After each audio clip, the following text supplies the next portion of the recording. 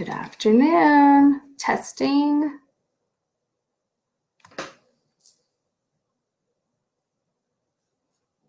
I think we're up and live. Not positive. Hey, Jody. Looks like she can see me and hear me. Thanks, friend. And Amy. Hi, friend. Hi, Michelle. Welcome. Yay, I'm so glad this is working. Okay, good. Thanks for the opportunity to put on makeup today. I have not done that in I don't know how long. I've kind of given up putting on makeup these days, so this is kind of fun to have on mascara. There's a fun little decoration on my screen down here. I don't know where it came from, but that's very fun. Okay. All right, friends. Does everybody have their coffee ready to go? Got mine. Can y'all hear me? One person can hear me and see me, so that's good. Okay. Thanks, Jody. Okay. Glad we're on it. Okay, so everybody have their afternoon caffeine of choice? I hope so. I told Tiffany today that this was going to be the thing that causes me to drink more than 1 cup of coffee a day. I've made it to 35 years with 1 cup of coffee a day. And that's about to be done, my friends. It's about to be a multiple cup of coffee situation. So, awesome. Okay, well, I'm glad everybody is here. Welcome to Tuesday coffee, live coffee. I'm not sure if we have a clever name for this. Maybe we'll work on that. I'm not sure. But I am curious. I would love to know from everybody out there, where are you on a scale of 1 to 10? 1 being we are watching Disney Plus all day and nothing else, and 10 being this is the best and I'm taking my kids out of school and we are homeschooling next year. Where do you land on that? I'm very curious to see some responses to this. 1, Disney Plus, and 10, homeschooling is the best. I want to do it forever. Let's see, I can't see any responses. So, Amy, 3 cups today of coffee. That's good. Okay, well, okay, Kelly's at a 5. She's right in the middle. Amy, of course, all her happy energy is at a 7.5. So glad for that.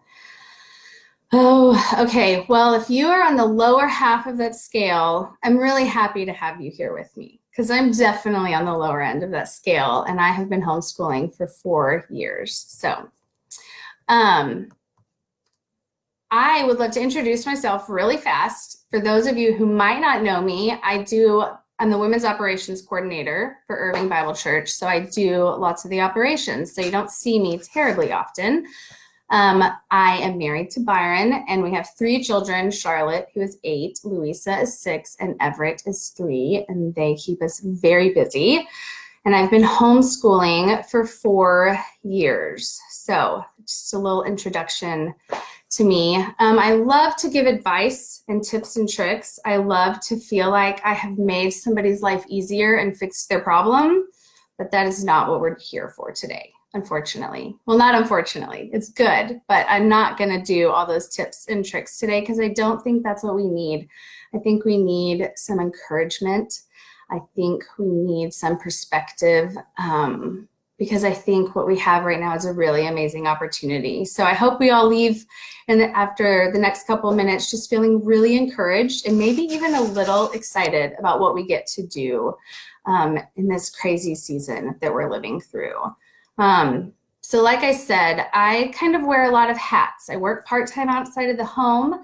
I homeschool. My husband travels for his job. So I am used to juggling things a lot. And friends, I've never been this tired.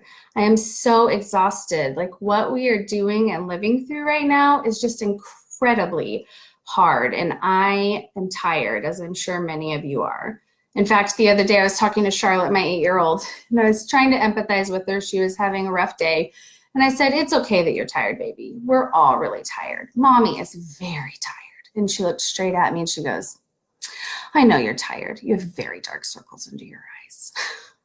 So yeah, she likes to keep me humble and keep me on my toes, that girl, but it's true. But as tired and confused or exhausted as we are, I want us to remember that we are exactly where God wants us to be, and He is here with us. If you have not read Tiffany's e-letter from this week, please go do this as soon as we're done. It was so encouraging to my heart. I just felt so refreshed after reading it. I can't recommend it more highly. So here in the Cox House, we love to refer to challenges as opportunities. And I think that's what we have in front of us right now. I think we are living in the middle of a beautiful opportunity with our children. And that opportunity is not to help them catch up on calculus or to help our struggling reader finally get over that hurdle and become an amazing reader. I don't think our opportunity really has much to do with their education at all. I think the opportunity that we have right now is to love our children and shepherd their hearts through this incredibly crazy time that we're living in. If I could leave y'all remembering anything out of this whole time, it would be that there is no checklist from Pinterest or Instagram or even from your school that is worth risking the relationship you have with your child. The relationship you have with your child is the number one priority right now. Just to love them and walk through this well with them right now. And it is an amazing opportunity to be walking through this time with them. There's nobody alive right now who has had the opportunity to walk through a worldwide trauma with their child and show them how to navigate that and help them navigate that well. This is a historical moment as parents, and I think that that's something really to be thought about, to be grateful for. We have the opportunity to be our kids' kind of their only support system right now. Whereas in the past, when they go to school or they're hanging out with friends, they have lots of other people to turn to and to ask questions. And sometimes that's scary. We don't know who they're getting advice from, but right now we are their best option. And that's so amazing. So we get to show them how to navigate this well, how to turn to God in these seasons. We get to show them how to deal with others and themselves graciously. And what a beautiful gift that is, to be the primary source speaking into our children's lives right now. And I just think that if we can come out of this, if I can come out of this and my children have a little bit more resilience and compassion and grace for themselves and for other people, that is a huge win. Even if my kids are a little bit behind in school, but they have those skills, I am going to be thanking God so much for the opportunity that I was given in this. So I just want us to remember, it's not about checking off the list. It's about loving them. It's about shepherding their hearts. I do have a few practical things because I really love practical things. So the first way that I do that, the thing that I have to remind myself of, I guess, is I have to remind myself often that my children are just people too. I find myself often expecting my children to live up to standards that I can't even live up to. I don't know how many times I've gotten upset about something really small, like their room still being messy, and I can get really angry about that. And in hindsight, I realized that had nothing to do with the room. That had to do with my heart. It had to do with lies I was believing and a truth I was choosing not to hold on to about where my value is placed. And that's so true for our children as well. They're upset about that quiz that they took or that the iPad isn't working, and they have really big emotions all of a sudden. They don't need to be told why they're wrong. They need help. working through that. And so we can ask them questions, we can empathize with them and give them hugs and ask them more questions, because maybe it's just my kids, but there's so much processing that has to happen to get to the bottom of these big emotions and these big outbursts that happen sometimes. If they allow me to talk with them, if they engage with me in those conversations and they answer my questions and they let me help them work through those emotions, I always love to thank them at the end. I love to show them that I'm really grateful that they trusted me, that they allowed me to enter into that with them. And it just brings me a lot of joy to think that hopefully these patterns that I'm laying right now will continue on in their life, hopefully even through adulthood. I'm a huge proponent of being honest with them. My kids are asking some hard questions right now. Hard questions about, you know, just everything that's happening in life right now. And I just try and be really honest with them and say, I don't know. I just don't know.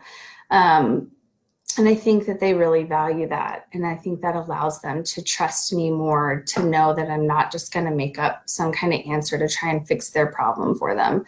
And pray with them is kind of the last thing, like empathize and ask questions and ask more questions and thank them and then pray with them.